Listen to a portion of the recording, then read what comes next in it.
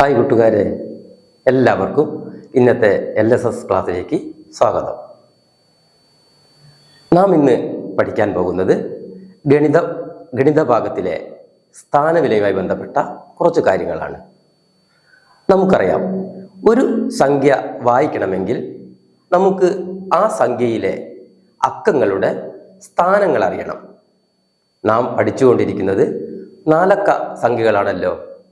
നാലക്ക സംഖ്യകൾ എന്ന് പറയുമ്പോൾ ഒന്നുകൾ, പത്തുകൾ, നൂറുകൾ, ആയിരങ്ങൾ ഇവ ചേർന്നതാണ് ഒരു നാലക്ക സംഖ്യ. നമുക്ക് ഒരു സംഖ്യ കിട്ടി. ഉദാഹരണത്തിന് ഈ സംഖ്യ നോക്കൂ, 4825. ഈ സംഖ്യ വായിക്കണമെങ്കിൽ നമുക്ക് അതിലെ ഓരോ അക്കങ്ങളുടെയും സ്ഥാനവില അറിയണം. 5 ഒന്നുകൾ, 2 പത്തുകൾ, 8 നൂറുകൾ, 4 ആയിരങ്ങൾ. ഈ സ്ഥാനങ്ങൾ ചേരുമ്പോഴാണ് ഈ സംഖ്യയെ നമ്മൾ 4825 എന്ന് വായിക്കുന്നത്. ഇനി നമുക്ക് മറ്റൊരു കാര്യം നോക്കാം. 8 ഒന്നുകൾ, 7 പത്തുകൾ, 2 നൂറുകൾ, 6 ആയിരങ്ങൾ. ഈ സംഖ്യ നാം എങ്ങനെ വായിക്കും? അതിനായി നാം എന്ത് ചെയ്യുന്നു? ഇതിലെ സ്ഥാനങ്ങൾ പറഞ്ഞു നോക്കുന്നു. ഓരോ അക്കത്തിൻ്റെയും സ്ഥാന വില എത്രയെന്ന് കണ്ടെത്തിയതിന് ശേഷം നമ്മൾ ആ സംഖ്യ വായിക്കുകയാണ്. 6278. ഈ കാര്യങ്ങളൊക്കെ തന്നെ നാം താഴ്ന്ന ക്ലാസ്സുകളിൽ പഠിച്ചിട്ടുണ്ട്. ഇപ്പോൾ നമ്മൾ 4ാം ക്ലാസ്സിൽ നാലക്ക സംഖ്യകൾ പഠിക്കുന്നു എന്ന് മാത്രമേ ഉള്ളൂ. അതായത് ആയിരങ്ങൾ കൂടിച്ചേരുന്നു. ഈ കണക്കുകൾ, ഇത്തരം സ്ഥാനവിലയുമായി ബന്ധപ്പെട്ട കണക്കുകൾ നാം അതീവ ശ്രദ്ധയോടുകൂടി കൈകാര്യം ചെയ്യേണ്ടതുണ്ട്.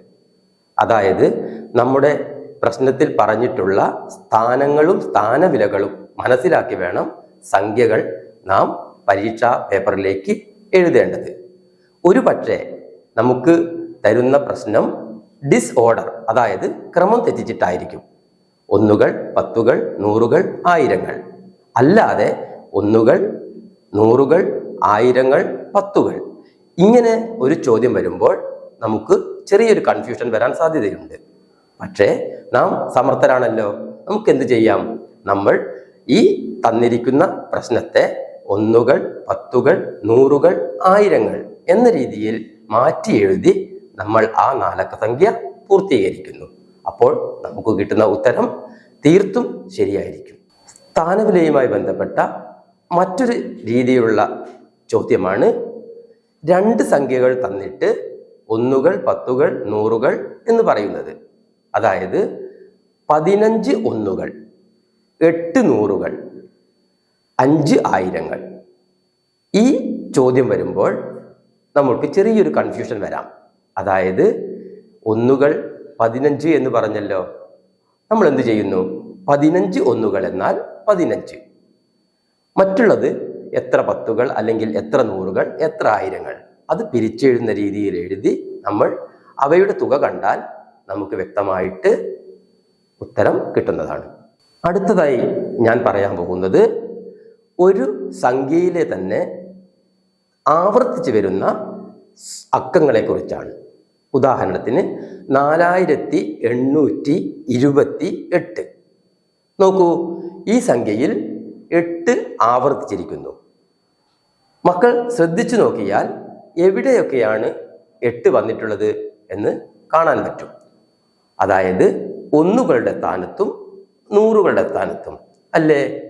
അപ്പോൾ എൻ്റെ ചോദ്യം ഇതാണ്: തന്നിരിക്കുന്ന സംഖ്യയിലെ 8ൻ്റെ സ്ഥാനവിലകൾ തമ്മിലുള്ള വ്യത്യാസം എത്ര? അപ്പോൾ നമുക്കറിയാം 8 ഒന്നുകൾ, 8 നൂറുകൾ. അപ്പോൾ നാം എന്തു ചെയ്യുന്നു? 8 ഒന്നുകൾ 8, 8 നൂറുകൾ 800. വ്യത്യാസം എന്ന് പറയുമ്പോൾ കുറയ്ക്കണം.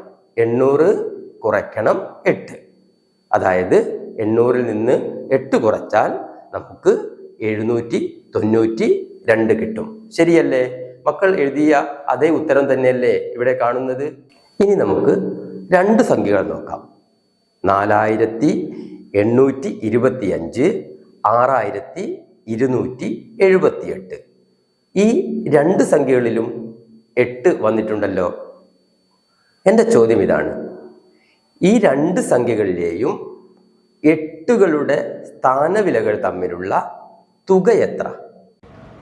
ഒരു സംഖ്യയിൽ 1കളുടെ സ്ഥാനത്താണ് 8 ഉള്ളത്, മറ്റേ സംഖ്യയിലോ 100കളുടെ സ്ഥാനത്താണ് 8 ഉള്ളത്. അപ്പോൾ 1കളുടെ സ്ഥാനത്ത് 8 വന്നാൽ അത് 8 ആണ്. 100ന്റെ സ്ഥാനത്ത് 100കളുടെ സ്ഥാനത്ത് 8 വന്നാൽ അത് 800 ആണ്. അപ്പോൾ എന്റെ ചോദ്യം, ഇവ തമ്മിൽ കൂട്ടിയാൽ, അതായത് ഇവയുടെ തുക എത്ര എന്നാണ്. തുക എന്ന് പറയുമ്പോൾ നമ്മൾ ഈ രണ്ട് സംഖ്യകളും കൂട്ടുന്നു.